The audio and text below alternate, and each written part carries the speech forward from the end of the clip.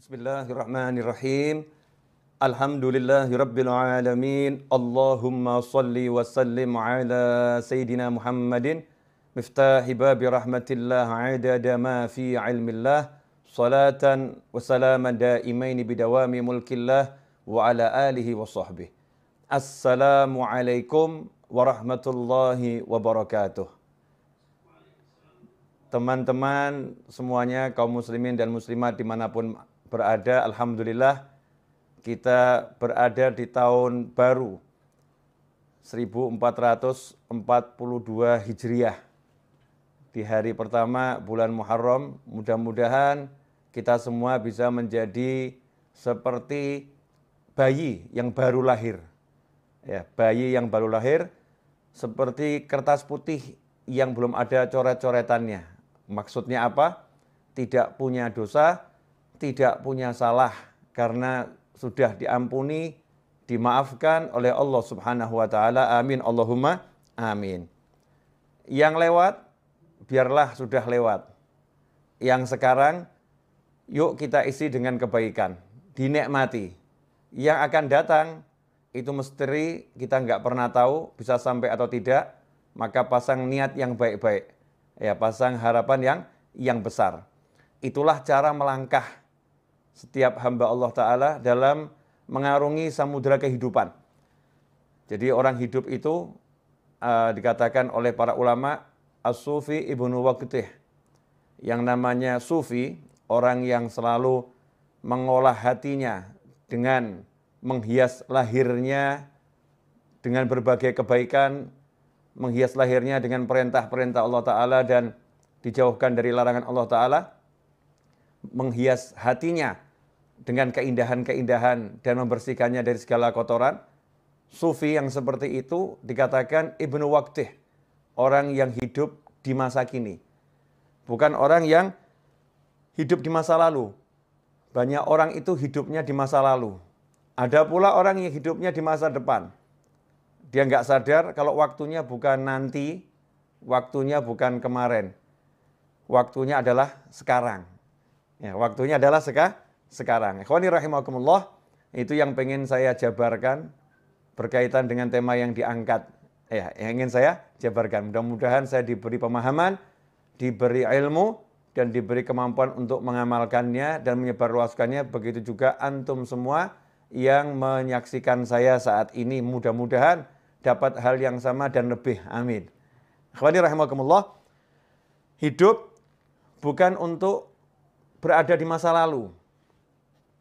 Jadi masa lalu itu cukup disadari, yang baik sekarang kita syukuri, yang buruk kita istighfari, minta ampun sama Allah Subhanahu wa taala. Caranya apa? Dengan menikmati masa sekarang. Jadi jangan sampai masa sekarang hanya untuk menyesali masa lalu. Wah, seandainya dulu, kalau dulu saya tidak begini, kalau seandainya, buang semua itu. Yang ada adalah sekarang. Saat ini saya dikasih Allah sehat, saat ini saya dikasih Allah waktu, saat ini saya dikasih Allah banyak kenikmatan yang tak terkira. Saya akan pakai ini untuk membuat Allah senang, ridha Allah, untuk membuat Allah senang dengan saya, membuat Allah cinta kepada saya. Kalau kita hidupnya seperti itu, mensyukuri yang ada saat ini, otomatis hal-hal yang buruk di masa lampau itu akan sirna dengan sendirinya. Karena orang yang syukur, orang yang mensyukuri keadaannya sekarang, maka oleh Allah Subhanahu wa taala akan diberi tambahan nikmat, dan tambahan nikmat. Di antara tambahan nikmat yang paling besar itu adalah bisa taat dan bisa jauh dari maksiat. Itu tambahan nikmat yang paling besar. Bisa taat dan bisa jauh dari maksiat. Dosanya yang lampau otomatis diampuni oleh Allah Subhanahu wa taala karena Allah senang sama dia. La in syakartum la azidannakum wa la in kafartum inna adzabi lasyadid. Kalau orang yang kufur nikmat dikatakan siksanya pedih. Kalau orang yang mau mensyukuri nikmat, maka ditambah nikmat. Ditambah nikmat ya otomatis dosanya dihapus. Karena orang punya dosa kan bukan dalam nikmat, tapi dalam azab. Ya, dalam azab. Karena itu fokusnya sekarang, saat ini. Saat ini saya harus ngapain ya? Saat ini harus ngapain? Saat ini saya harus apa? Daripada mikir yang panjang-panjang, kalau saat ini lagi berada di hadapan orang tua, nikmati orang tua. Jangan di hadapan orang tua, mikirin yang di luar. Sehingga kehilangan waktu untuk taat. Karena waktunya sekarang lagi bersama orang tua, di hadapan orang tua, duduk sama orang tua, harus ngapain? Jalankan perintah Allah kepadamu terhadap orang tuamu. Perintah Allah kepada kita terhadap orang tua kita. Oh, kita harus memandangnya dengan cinta. Oh, mendengarkan ucapannya dengan sayang. Oh, saya harus ngomong dia dengan lemah lembut, gak boleh ngomong kasar. Oh, saya harus menyabarkan diri saya untuk duduk bersama orang tua saya. Ya, kalau udah begitu akan ditambah nikmat. Kalau nanti kita punya rencana bisnis setelah duduk sama orang tua, kalau nanti kita punya rencana apapun setelah duduk sama orang tua, nanti itu akan dibereskan dengan berkat yang sekarang ini kita syukuri. Yang sekarang kita syukuri, yang nanti dibereskan sama Allah Subhanahu wa taala, la azidannakum. Pasti aku tambah nikmat. Nah, ini ndak lagi sholat, sekarang waktunya sholat, mikirnya harusnya sholat. Waktunya sholat, mikirnya makan. Nanti saya habis sholat, saya mau keluar, saya mau pergi ke restoran ini. Saya mau ketemu sama teman-teman saya mau makan di warung sana. Nanti habis sholat, saya mau cari di menu ya warung-warung online ya. Ada warung online banyak, restoran online, saya mau cari menunya apa habis sholat. Tapi mikirnya dalam sholat. Sehingga kehilangan waktu sholat, nikmat sholat. Nah, begitu pula ketika duduk bersama pasangan hidup. Masya Allah. Ada suamimu, ada istrimu. Duduk bersama, asyik. Gak usah ngobrolin orang lain. Yang aneh itu ketika duduk bersama ngomongkan orang lain. Ya, kecuali kalau obrolan itu obrolan yang bawa kebaikan, artinya ngomongkan yang baik-baik. Lagi belajar bersama, kita ngobrolkan kebaikan orang lain untuk dicontoh. Tapi gak usah ngobrolin hal-hal yang gak enak yang dialami orang lain atau gak enak tentang orang lain. Sehingga kehilangan kenikmatan ngobrol dengan dirinya berdua. Yang lebih aneh, duduk bersama pasangan tapi ngobrolnya sama handphone. Ya, ngobrolnya sama handphone. Kehilangan kenikmatan saat ini. Saat ini lagi ngapain? Lagi duduk sama pasangan hidup saya. Ya udah, duduk dinikmati bersama pasangannya. Caranya bagaimana? Ajak ngobrol tentang ilmunya Allah Subhanahu wa taala. Ya, ajak ngobrol tentang bagaimana sholat. Ajak ngobrol tentang bagaimana zikir. Bukan ngobrol yang nggak ada manfaatnya. Menyesali masa lampau. Wah, kemarin itu ya, seandainya saya jadi transaksi, saya akan dapat duit banyak. Oh, nggak jadi kok dibahas. Ya, nggak jadi kok dibahas. Wah, seandainya kemarin itu kita beli rumahnya, kita akan untung sekian. Oh, nggak dibeli kok dibahas. Nggak dibeli kok dibahas. Jadi hidupnya di masa lampau, duduk bersama pasangannya bukan ngobrolkan akhirat, yang diobrolkan al-fulus, wal duit, dinar, wa dirham. Yang diobrolkan cuma uang dan uang dan uang. Ad-dunya, wa dunya, wa dunya. Sehingga nggak ada kenikmatan. Dalam obrolan itu bahkan susah rahmat mau turun. Rahmat mau turun itu susah. Karena obrolannya bukan dalam taat pada Allah Subhanahu wa taala. Coba kalau duduknya itu ngobrol tentang ketaatan. Masya Allah. Nikmat. Contoh tentang ketaatan, bab masakan itu ketaatan loh. Suami sama istri duduk, makan sayur asem. Suaminya ngomong, enak bener nih sayur asemnya nih. Ini kan lagi ngomentari makanannya istri, ya bersama istri di meja makan atau di tempat makan. Enak bener ini, Masya Allah. Seger badan jadinya rasanya. Istri yang jawab, ini mas bisa aja. Padahal ini gak enak nih pasti ini. Nyindir-nyindir ini. Enggak nih enak bener ini. Kelihatannya obrolan biasa, tapi ini taat. Sebagaimana disebutkan dalam sebuah riwayat, dudukmu bersama pasangan hidupmu untuk menyenangkan hatinya di jalan Allah Ta'ala lebih utama daripada iktikaf di masjidku ini 1 tahun. Kama qala SAW. Di riwayat seperti itu. Itu nikmat. Kemudian yang lebih menyedihkan lagi, waktunya sekarang untuk melamunkan masa depan. Melamunkan. Nanti kalau rumah itu laku, saya mau beli mobil. Nanti kalau tanah yang di sana laku, saya mau beli rumah. nanti. Sementara dia sekarang nggak mau kerja. Jadi sekarang ini hidupnya cuman nganggur, nggak mau bergerak. Nah ini kasihan nih. Ini namanya bukan punya cita-cita. Itu namanya melamun dalam syariat. Jadi cita-cita sama melamun itu beda. Ya, dikatakan kalau yang cita-cita itu bagus, tapi kalau melamun itu dari syaitan. Kalau melamun itu dari setan. Apa bedanya orang melamun sama cita-cita? Kalau orang punya cita-cita, nanti kalau rumah itu laku, saya mau beli mobil. Ya. Kalau sekedar begitu namanya ngelamun. Kalau cita-cita dia tidak pakai ngomong kalau nanti rumah itu laku. Waktunya sekarang langsung dipakai untuk jual rumah. Iklan sana, iklan sini, telepon sana, telepon sini. Ini rumah saya jual, banting harga, diskon 200%. Masya Allah. Ya, apanya yang 200% kan belum dijelaskan, kasih bintang kecil satu. Ini biasanya teknik iklan nih. Bintang kecil. Pak ini maksudnya diskon 200% apa nih? Ya 200% itu maksudnya begini, biaya ini saya hapuskan semua. Hilang biayanya itu. Nih, buat orang mau telepon, teknik periklanan dipelajari. Kemudian dia mulai ambil tasbihnya. Dia baca sholawat sebanyak mungkin, tawassul dengan sholawatnya. Mudah-mudahan ada pembeli yang datang. Nah ini namanya kalau rumah itu nanti laku, saya mau beli mobil. Misal begitu. Kalau tanah yang di sana laku, saya akan hajikan Bapak. Masya Allah. Itu bagus, tapi ngelamun. Ya melamun jelek. Cita-cita bagaimana? Kalau rumah itu laku, tanah yang di sana laku, saya akan hajikan Bapak. Langsung mana KTP-nya? Mau daftar tidak butuh biaya kok. Mana KTP-nya? Diurus semuanya, udah bergerak nih ngurus. Kemudian mulai proses menjual di sana. Itu namanya bukan duduk melamun. Tapi orang punya cita-cita. Itulah niat. Ya, makanya setelah hijrah, setelah Fathul Makkah, la hijrata ba'dal fathi. Setelah Fathul Makkah tidak ada lagi yang namanya hijrah. Dalam arti pindahnya dari Mekah ke Madinah. Walakin jihadun wa niyah. Yang ada adalah kesungguhan dalam berjuang dan niat yang baik. Nah, niat itu apa? Qasdu syai' muqtarinun bi fi'lih. Niat itu punya satu cita-cita yang segera diiringi perbuatan. Qasdu syai' muqtarinun bi fi'lih. Punya cita-cita, punya harapan, langsung ada aksi. Itu namanya niat.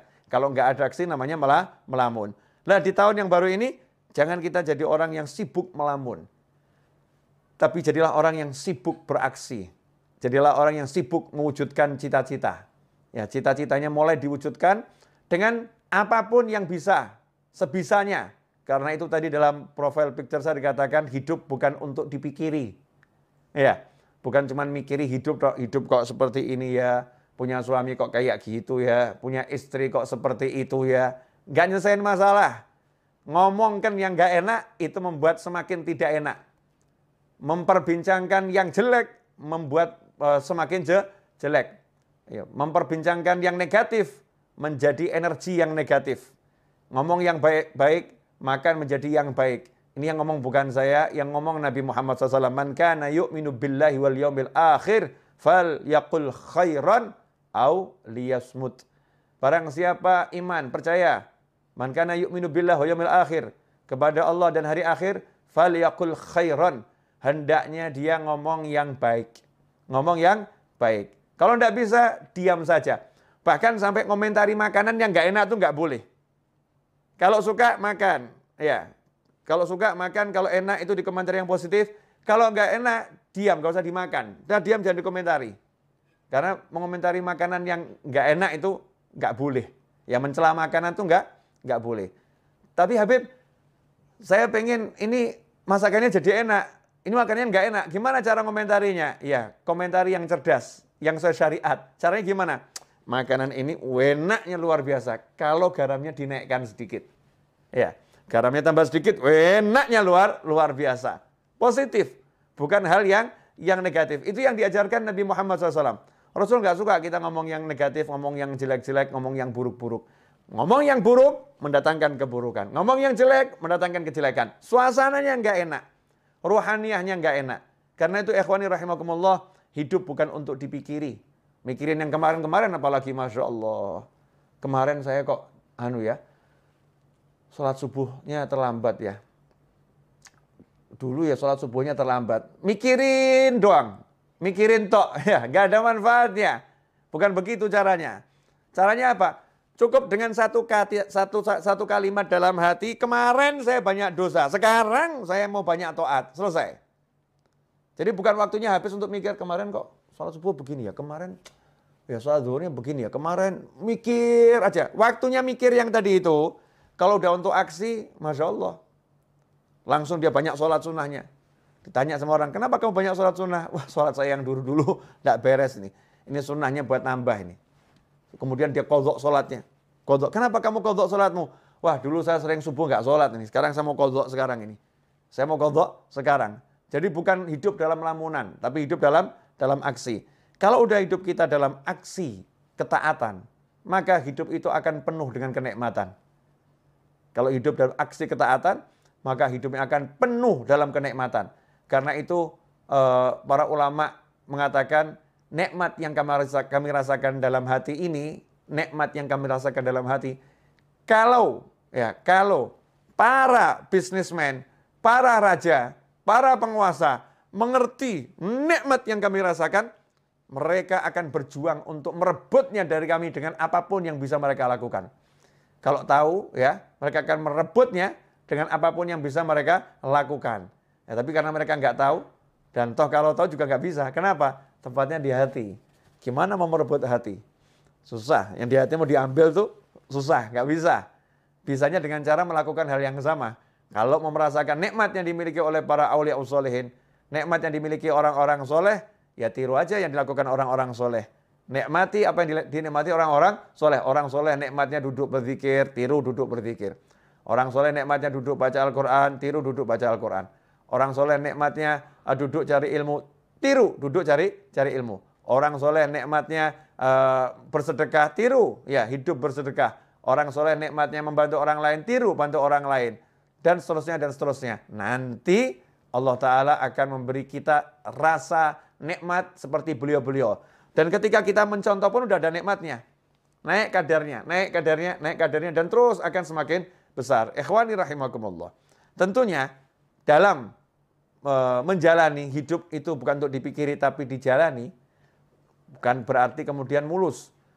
Dalam menjalani hidup, namanya juga manusia. Menjalani hidup pasti ada musuh. Nggak mungkin nggak punya musuh. Lantas siapa musuhnya? Jangan salah.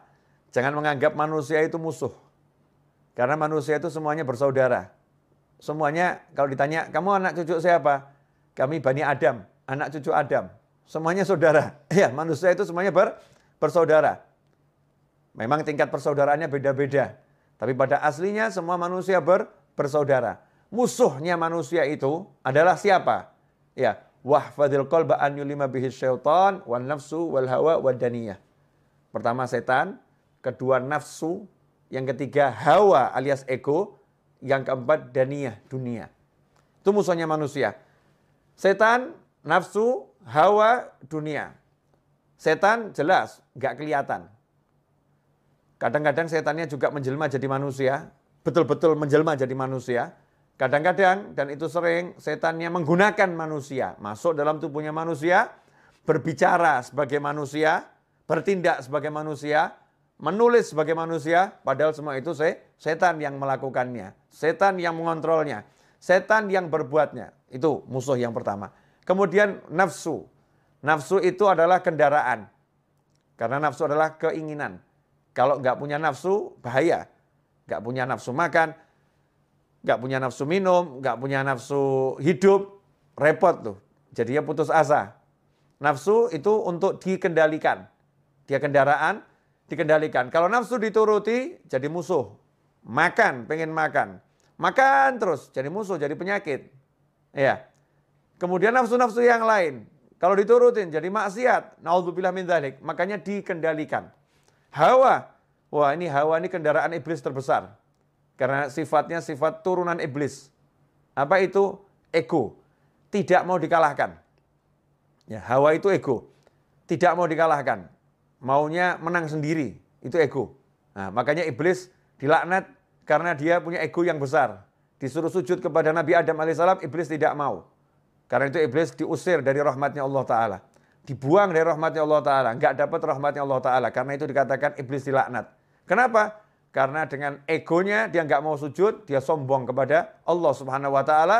Sombongnya itu dengan tidak mau menjalankan perintah Allah untuk sujud kepada Nabi Adam alaihissalam. Ini ego.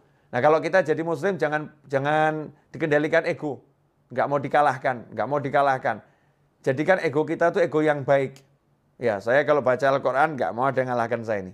Saya mau paling hebat sendiri baca Al-Qurannya. Tapi kalau ada yang mengalahkan senang, alhamdulillah ya.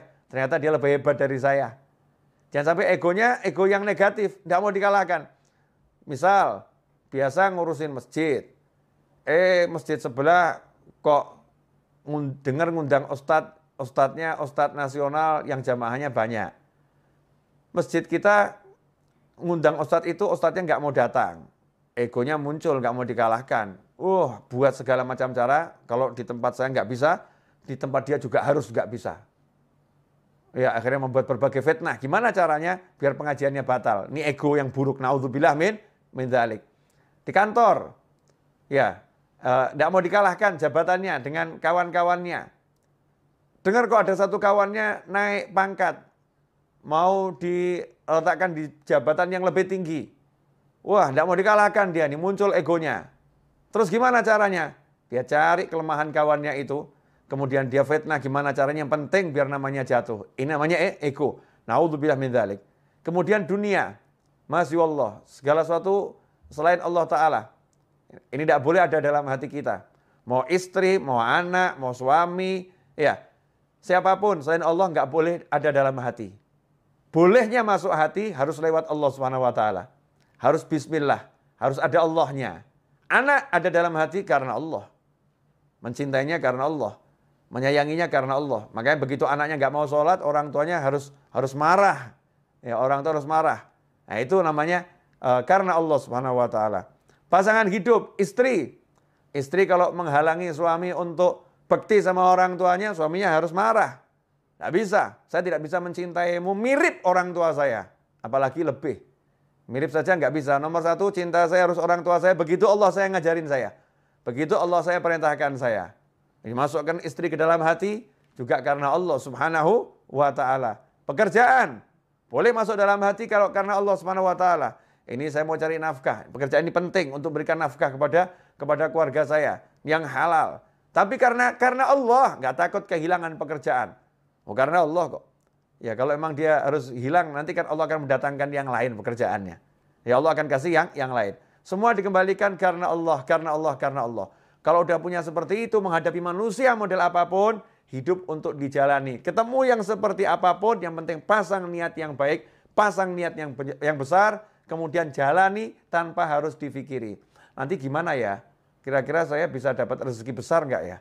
Kira-kira nanti saya dipecat nggak ya? Nanti lagi yang dibicarakan. Nggak usah bahas nanti, sekarang kamu syukuri, sekarang kamu nikmati. Habib, Ustadz, Kiai, sekarang saya jadi pengangguran, barusan di PHK. Salah, kamu bukan pengangguran. Tapi kamu dipindahkan dari satu lapangan pekerjaan ke banyak lapangan pekerjaan yang lain. Tadinya kamu cuma kerja di satu kantor, sekarang kamu di PHK, berarti kamu punya kantor unlimited. Karena kamu bisa buat kantor model apapun. Yang jadi masalah, kamu mau nggak? Ya, kamu mau atau tidak? Kamu menganggap dirimu pengangguran atau dirimu adalah orang yang punya kesempatan kerja lebih besar? Terserah, itu pola pikir kita masing-masing. Mau mikir yang benar atau mikir yang salah. Kalau udah bisa gitu, enak itu. Dimanapun kita hidup yang ada adalah asyik. Karena orang yang syukur itu nggak akan berada dalam sengsara. Orang yang syukur selalu dalam nikmat dan nikmat dan nikmat dan nikmat. Ikhwani rahimakumullah. Nah, merdeka. Ya itulah orang yang merdeka. Orang yang merdeka itu seperti ketika Pak Karno dan Bung Hatta serta tokoh-tokoh nasional, para ulama memproklamirkan kemerdekaan. Maaf, belum ada negara yang mengakui secara tertulis Indonesia sebagai negara. Belum ada. Kalau mikir gitu, kapan merdekanya? Oh ini kita belum kontak negara-negara lain loh. Ada yang dukung enggak ya? Nanti kira-kira gimana ini kalau setelah kita proklamirkan seperti apa ya? Kalau mikir begitu nggak pernah merdeka Indonesia. Tapi langsung pekik merdeka diteriakkan, 17 Agustus 45 diproklamirkan, ya merdekalah kita. Setelah itu baru kita urus. Bergerak. menjalani kehidupan kemerdekaan. Pasang niat yang besar menjadi bangsa yang merdeka. Hasilnya apa? Merdeka. Ada kurang lebih 10 negara memberikan dukungan atas kemerdekaan Indonesia. Diawali Palestina, Mesir, Yaman, Saudi Arabia, dan seterusnya. Bisa kita baca di sejarah kemerdekaan bangsa kita ini. Ikhwani rahimakumullah. Ya, itulah cara berpikir orang yang sudah mengerti. Ya, sudah mengerti bahwasanya hidup itu untuk dijalani bukan dipikiri, tentu dengan niat-niat yang baik. Nah, kemerdekaan ini pada hakikatnya adalah bebas dari penjajahan. Sementara saat ini kita sebagai pribadi manusia, kita sendiri nggak bebas dari penjajahan nafsu. Masya Allah. Penjajahan nafsu, misal nafsu merokok. Nafsu merokok.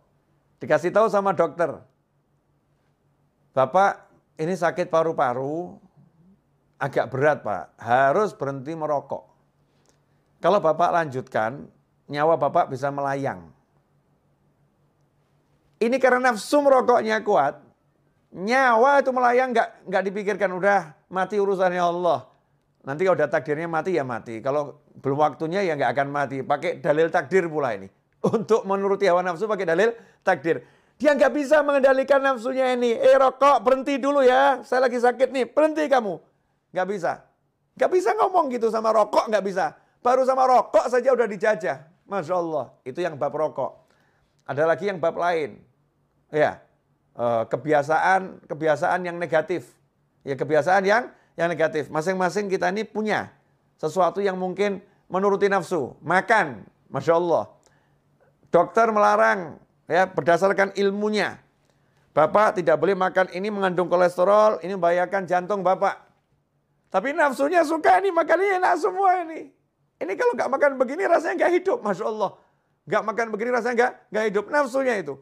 Ini kalau diturutin, nggak berhenti dari makanan macam-macam tadi, maka akan jadi sakit yang semakin parah dan akan menghilangkan nyawa. Na'udzubillah min dzalik.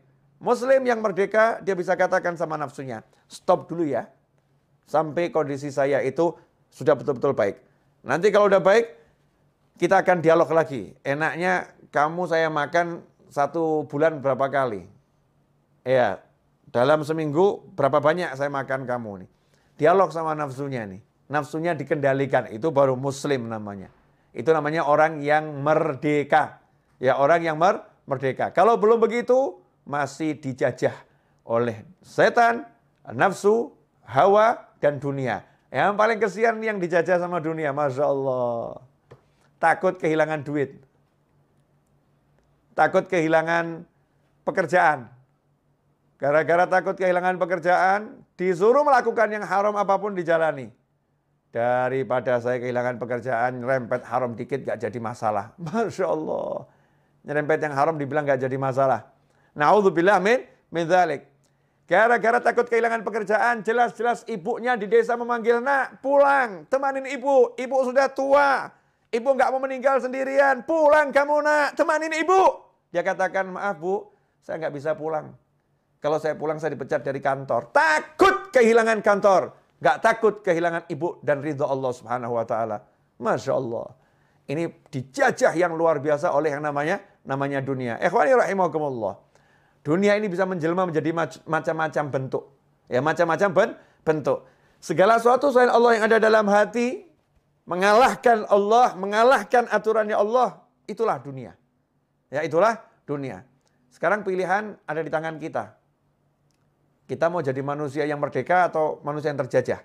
Kalau mau jadi manusia yang merdeka dan setiap muslim harus jadi orang yang merdeka, maka kita harus berjuang. Ya, jihadun wa niyah. Berjuang melawan nafsu. Berjuang melawan ego. Berjuang melawan syaitan. Berjuang melawan dunia. Caranya ya dengan melaksanakan perintah Allah. Belajar setiap hari. Cari ilmu terus tanpa henti. Nabi Musa pun gak pernah berhenti cari ilmu. Walaupun udah menjadi Rasul, kalimullah, yang bicara langsung oleh Allah Subhanahu wa ta'ala. Nabi Muhammad SAW tidak pernah berhenti minta tambahan ilmu. Walaupun ilmu beliau adalah ilmu langsung dari Allah Subhanahu wa ta'ala. Ya, yang Allah katakan diwahyukan.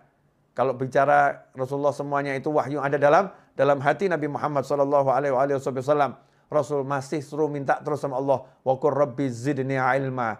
Ya Allah, berilah aku tambahan ilmu. Ikhwani rahimakumullah. Karena itu dalam mengisi kemerdekaan dan mengisi sisa-sisa waktu yang kita miliki dalam perjalanan hidup sampai nanti akhir usia, maka tidak ada yang lebih baik daripada mengisinya dengan ilmu dan amal soleh. Ilmu dan amal soleh. Insya Allah kalau begitu, hidup kita akan penuh dengan ketenangan, kenyamanan, dan kebahagiaan. Jazakumullah khairan. Ini yang bisa saya sampaikan.